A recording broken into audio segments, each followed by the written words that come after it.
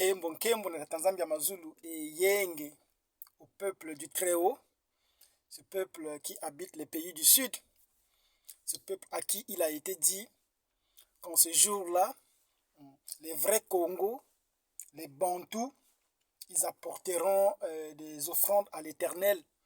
Ça sera au-delà des fleuves de Couche. Ça fait un moment que nous avons débuté cette série de petites vidéos pour essayer d'expliquer clairement la vision.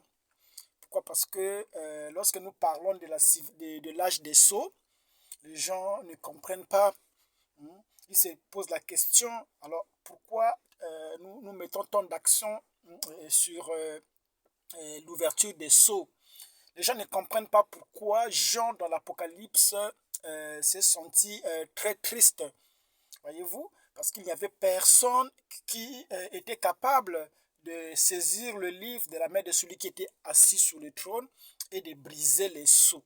Et Jean était vraiment triste jusqu'à ce qu'un agneau qui était comme immolé est venu prendre le livre et il a rompu les sceaux. Nous avons interprété toutes ces choses, non? Nous avons expliqué toutes ces choses pour dire que l'agneau qui était comme immolé, ce n'était pas Christ. Voyez? Ce n'était pas Christ. C'était un autre agneau qui était comme immolé. Donc, il n'était pas immolé à la base. Il était simplement comme. Comme veut dire qu'il était semblable à l'agneau immolé. Alors, qu'est-ce qui faisait qu'il soit semblable à l'agneau immolé? C'est parce qu'il y avait le sang sur lui. Le sang de l'agneau immolé était sur lui.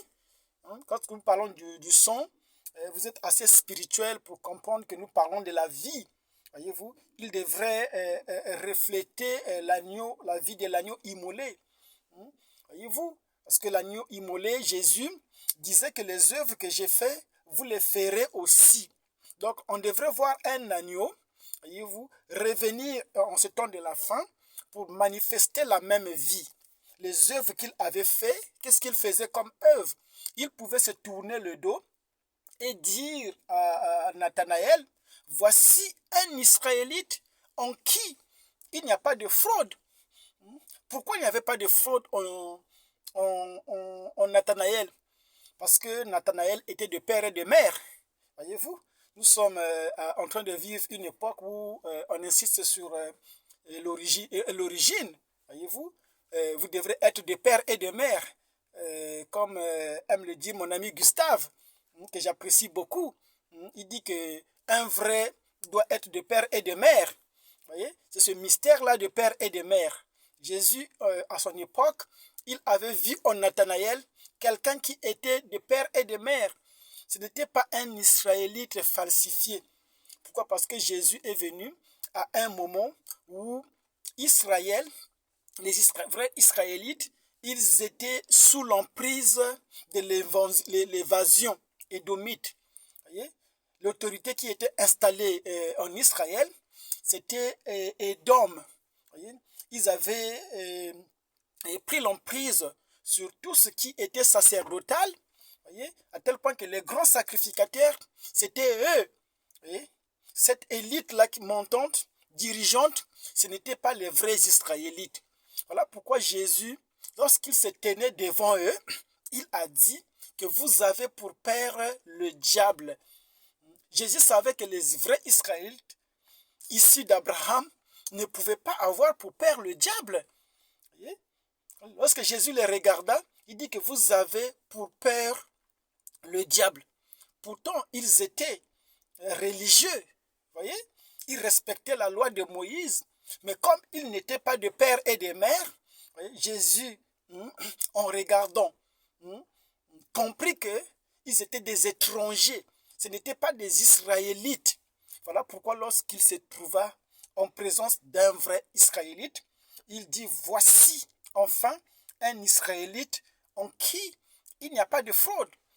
Comme je disais dans les fois dernières, que Jésus, son ministère, consistait à aller vers les brebis perdues de la maison d'Israël. Jésus ne s'occupait pas des non-israélites. Il était venu uniquement pour les brebis perdues de la maison d'Israël. C'était leur dispensation. L'accent était donné à, à eux de façon exceptionnelle. Lorsqu'ils intervenaient sur les non-israélites, il y avait un commentaire qui était laissé. Parce que Jésus, à la base, il ne pensait pas qu'on pouvait prendre la nourriture des enfants et donner aux chiens. Vous voyez? Vous voyez? Donc, Jésus ne confondait pas les dispensations. Il était dans la dispensation d'Israël. Donc, il ne mélangeait pas. Vous voyez? Son action était donnée aux Israélites. Parce que Jésus savait que l'heure viendra où une brèche serait ouverte pour les non-israélites, ce qu'on appelle le monde des nations. C'est pourquoi il fallait attendre son ascension. C'est pourquoi il envoie Paul et Barnabas. Il dit, allez-y faire de ces nations-là mes disciples. Voyez-vous, baptisez-les en mon nom. C'était ça la dispensation des nations, le temps de la grâce. Or, le temps de la grâce n'était pas éternel. Ce ne sont que des catholiques qui croient à la grâce éternelle. La grâce, c'est une dispensation. Cette dispensation devrait durer jusqu'au temps de la fin. Parce que toute l'action de Jésus en étant sur terre était concentrée pour annoncer le futur. Jésus parlait plus du temps à venir que de son temps à lui. Lorsqu'il se tenait devant les disciples, il dit, l'heure vient où vous connaîtrez la vérité et la vérité vous affranchira. Pourtant, Jésus enseignait la vérité. Mais pourquoi dit-il encore que vous connaîtrez la vérité? Voyez? C'est parce que Jésus savait que ce qu'il enseignait, lui, Jésus, n'était pas la vérité. Et c'est que cela va choquer beaucoup des endoctrinés. Mais c'est ça la vérité. Ce que Jésus enseignait n'était pas ça la vérité. Voyez? Voilà pourquoi Jésus enseignait dans les paraboles, de sorte que les gens écoutent, qu'ils ne comprennent pas. Voyez? Il ne voulait pas enseigner la vérité.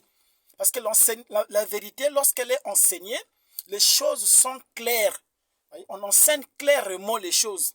Voyez? Mais Jésus savait que le temps de la compréhension, le temps de la vérité allait venir au futur.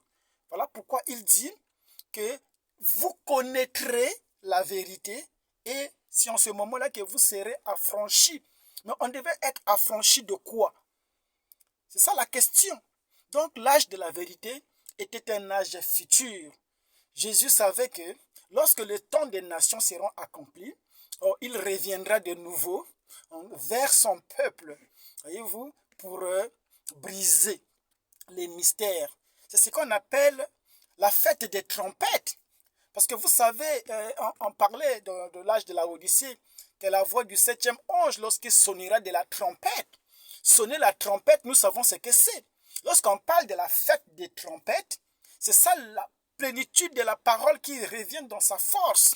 Voyez-vous? C'est ça la fête des trompettes. Parce que lorsqu'on sonne une trompette, si la trompette produit un son qui est incertain, un son qui est confus, personne ne peut se préparer pour la guerre. C'est pourquoi la trompette doit être, le son de la trompette doit être clair, comprise. Voyez? C'est ce qui amène l'affranchissement. Voilà. Ça, c'est une plateforme que je suis en train de poser pour effectivement sauter sur notre sujet. Voyez? Donc c'était pour dire qu'en ce temps-ci, contrairement à ce qui avait été annoncé, que la nature soupirait, attendait l'avènement des fils de Dieu. La nature n'attendait pas l'avènement des théologiens. Voyez? La parole n'est pas expliquée par les théologiens, parce que ce sont les fils de Dieu qui sont les paroles du livre. Voyez? Les fils de Dieu sont ceux à qui le mandat avait été donné pour expliquer la parole. C'est pourquoi la nature soupirait, attendant la manifestation des fils de Dieu. Parce que les fils de Dieu, ils viennent pour révéler le sceau qui est en eux, briser ce sceau-là et révéler les choses qui sont cachées en eux. Alors, j'avais promis aborder un petit sujet. C'était sur la force de la sexualité dans la spiritualité Congo. Vous voyez? C'est un sujet, je sais que hors norme, qui paraît un peu bizarre, hein, que lorsqu'on parle de cette énergie liées à la sexualité. Voyez? Ici, nous allons démontrer dans quelle mesure cette énergie a de l'emprise, voyez, sur les Congos en ce qui concerne leur spiritualité. Voyez? Nous allons, comme d'habitude, lire un passage de l'Écriture.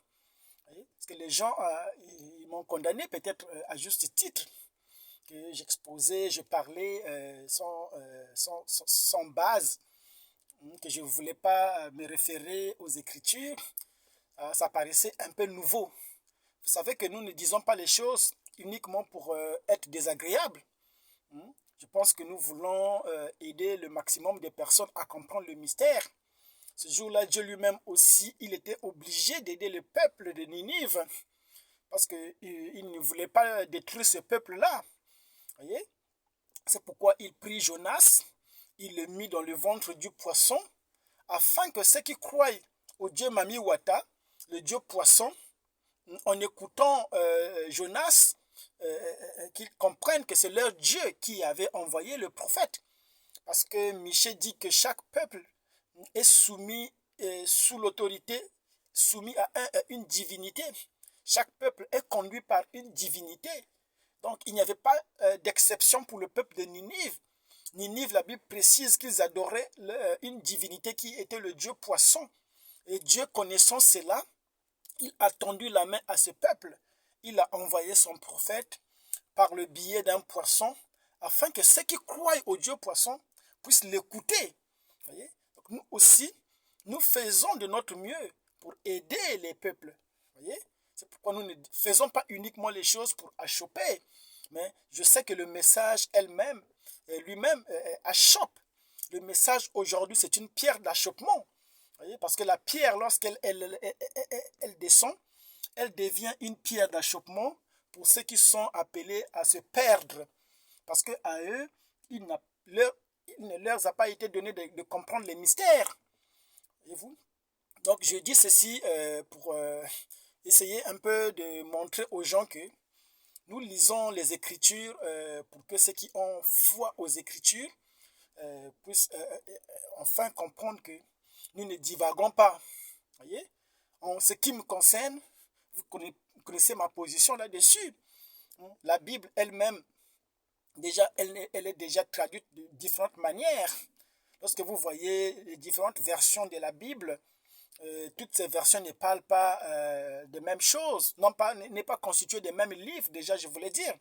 Lorsque vous prenez la Bible de Jérusalem, vous voyez qu'il n'y a pas de livres, il y a des livres comme le livre de Tobie. Sur d'autres versions de la Bible, il y a moins de livres que ça. Voyez? Les plus grands livres spirituels ne figurent pas dans ce que vous appelez cette Bible. Des livres que les prophètes de l'Ancien Testament lisaient, que même Jésus a fait référence quand il s'adresse aux pharisiens. Il dit, n'est-il pas écrit dans le livre de Jachère? Parce que le livre de Jachère, c'était un livre spirituel que les Israélites lisaient. Jude aussi a lu le livre d'Enoch. Parce que le livre d'Enoch parlait des myriades. Quand il viendra avec des myriades de saints. Et Jude a répété ce qu'il avait lu dans le livre d'Enoch.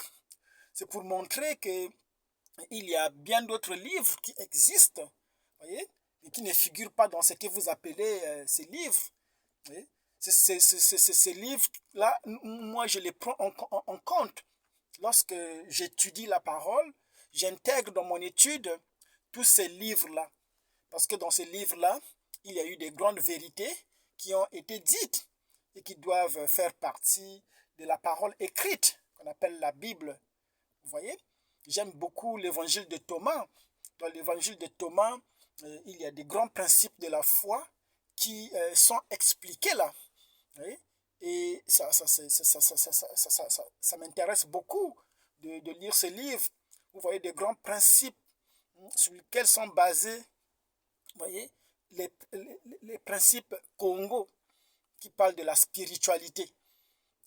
Donc, je vais lire une portion de l'écriture pour donner une base à tout ce que je dis. Vous voyez? Je vais lire dans le livre de la Genèse.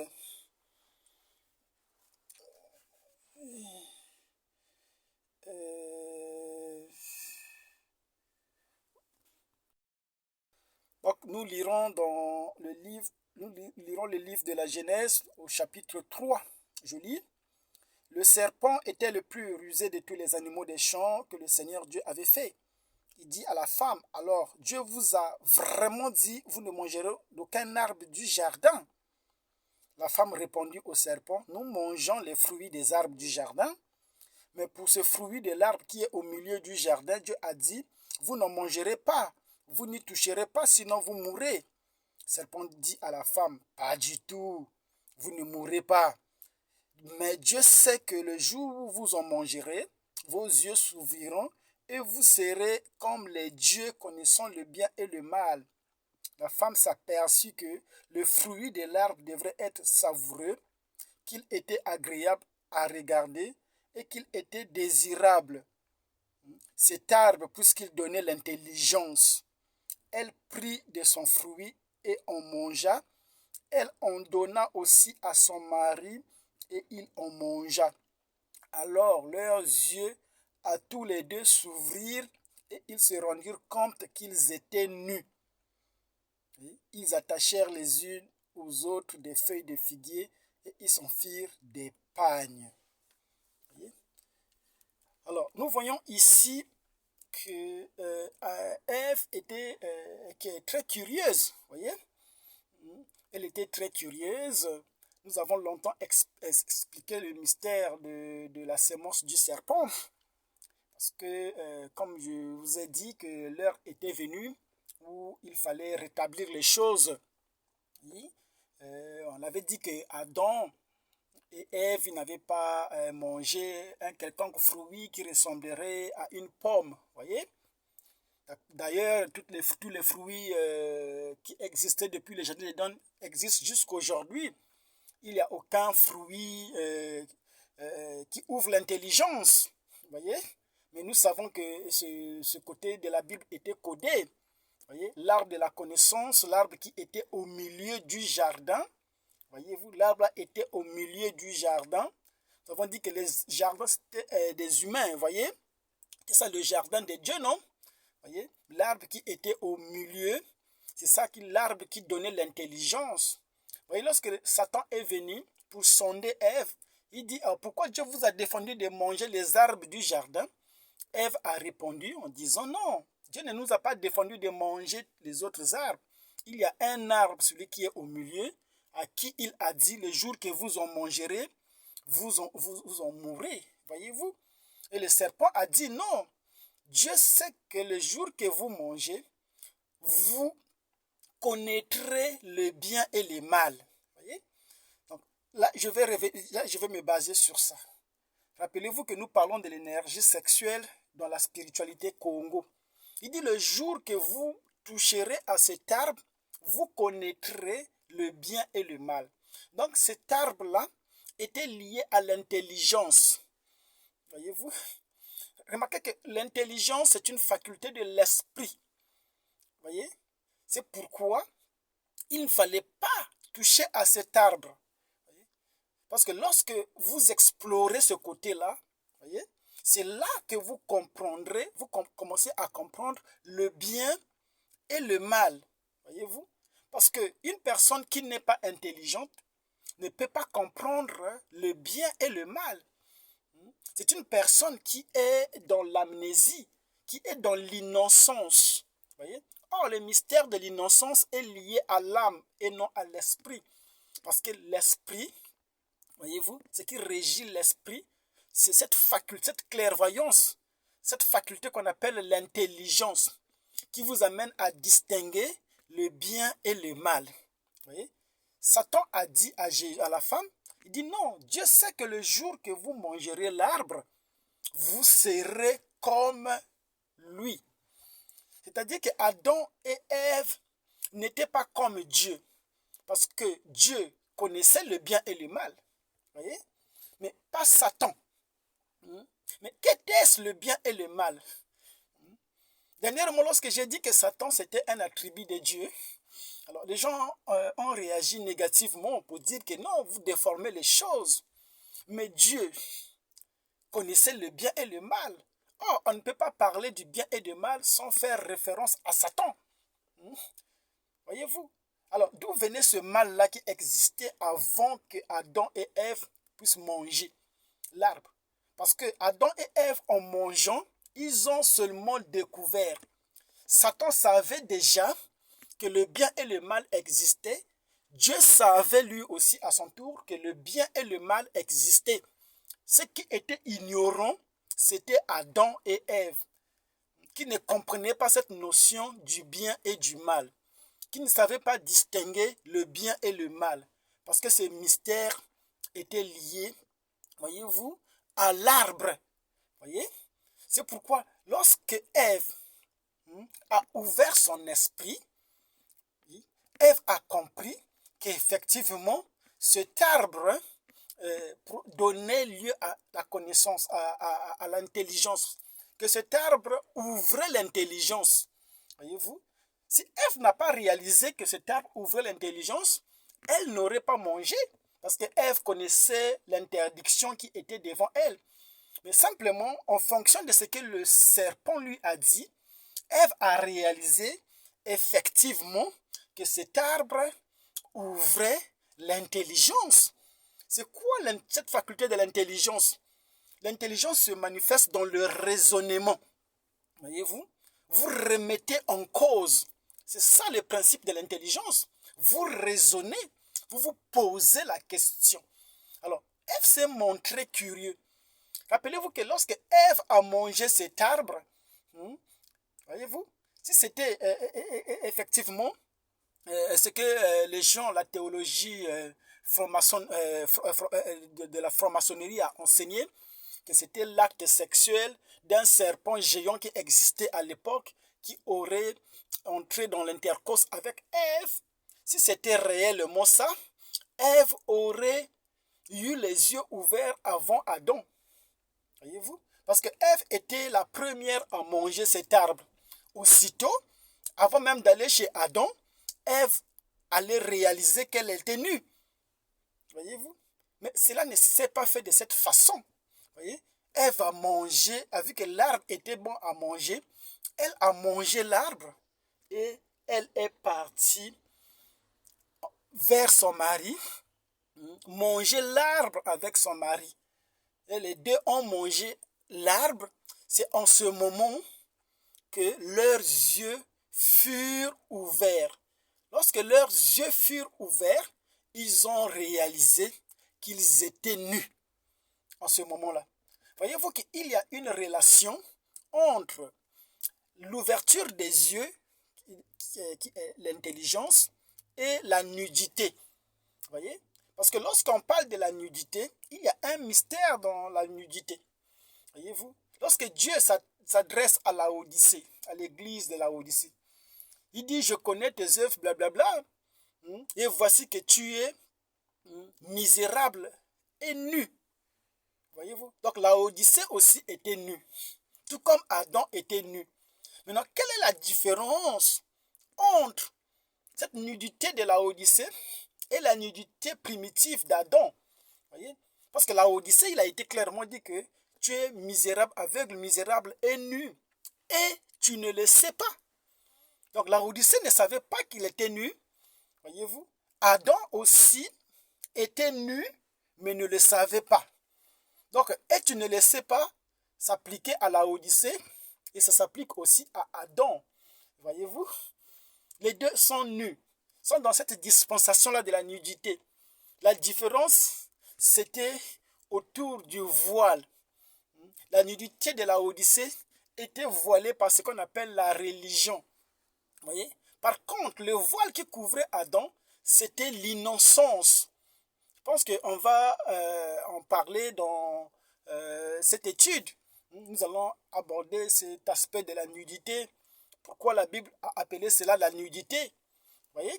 Donc ici, je vais me limiter pour dire qu'il y avait une relation entre manger l'arbre et avoir les yeux ouverts.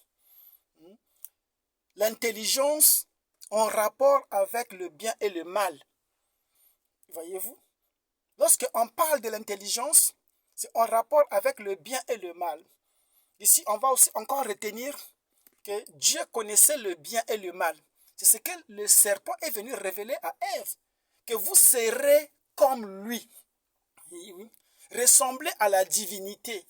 Parce que quand ils étaient, voyez-vous, voilés, ils n'étaient pas pleinement comme le Créateur, parce qu'il avait quelque chose qui leur manquait, c'était la connaissance du bien et du mal. Voyez-vous? Et Dieu ne voulait pas qu'ils connaissent le bien et le mal. Il les avait mis dans un monde de l'innocence où ils ne savaient pas discerner le bien et le mal. C'est comme un enfant. Un enfant ne sait pas discerner le bien et le mal. Voyez-vous? Il est dans l'innocence. Voilà pourquoi Jésus disait, laissez venir à moi ces petits enfants, ne les empêchez pas, car le royaume des cieux est semblable à ceux qui les ressemblent. Voyez-vous? Un enfant ne sait pas faire la différence.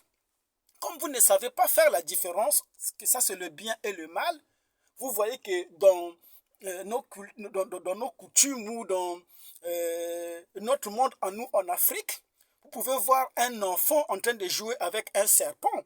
Et le serpent ne lui fait aucun mal parce que l'enfant est dans l'innocence. Vous êtes dans l'innocence. Vous ne savez pas faire le bien et le mal. Ça veut dire qu'on ne parle pas du péché. Parce que c'est quoi le péché? Le péché, c'est cette connaissance que vous avez du bien et du mal. C'est ça qui rend un acte que ce soit un péché. Sans cette connaissance du bien et du mal, il n'y a pas de péché. Voilà pourquoi nous avons dit que l'épouse, Adam restauré, ne pêche pas.